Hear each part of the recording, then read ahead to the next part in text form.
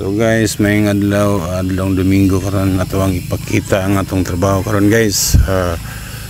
Isip lead man ipakita nato atong mga trabaho karon human sa atong intro.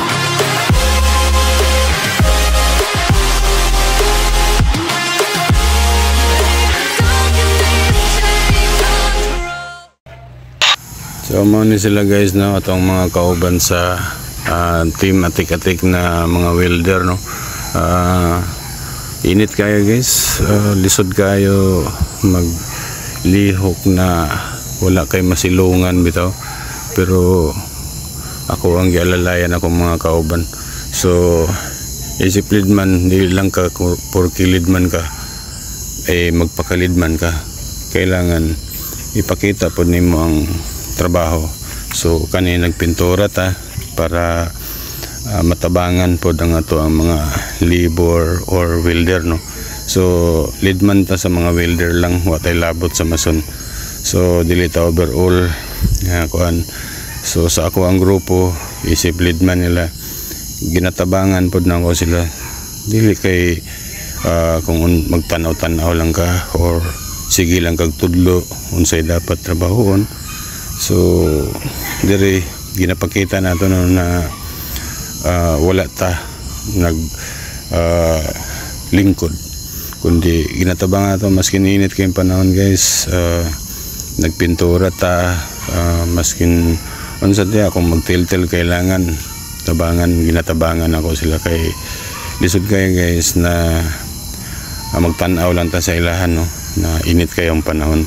So kita tabang-tabang po ta, mani kita ninyo init kayo, tirik kayong adlaw no, pero bikaya gyapon na mo adlaw Domingo karon guys, pero trabaho lang gyapon ta kay need pod sa kuan o sa site na kailangan mahuman karong September katapusan. So try na to kung kuan, siguro kailangan na to mag-over para mahuman gid nato ang front anino, kay daghan pa mga canopy, mga design. Ang mga design na ni puros mga tubular man siyang pinturahan ako. So usahay mag-welding ta, pero dili kay kakaya kung matamanggod mo ng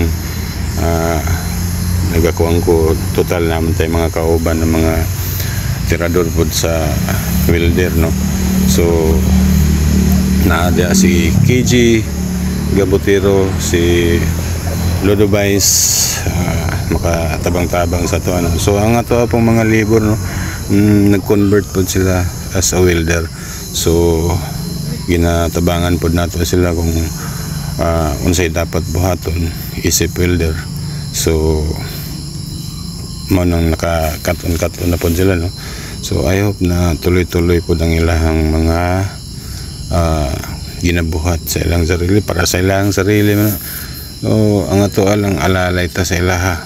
So guys, diri makita ninyo maskin init kayong panahon, as you can see na kuang gid kayong adlaw no, ang mga anino sa puno sa kahoy makita ninyo init kayo. Man mo ang building na ginatrabaho kana third to rooftop ginakuha nato no, humanata na. So design na lang ta sa likod o sa atubangan. So try na to. Mani ako ang mga team sa welder, team atik-atik. Kompleto may medyo pag init na kayo tapos ting paulay ingani mi nga mga grupo no. So katawan ay istoryahan. So guys, diri na tataman hantod sa sunod adlaw or ugma maka-upload ta kini si Jonix All Around TV.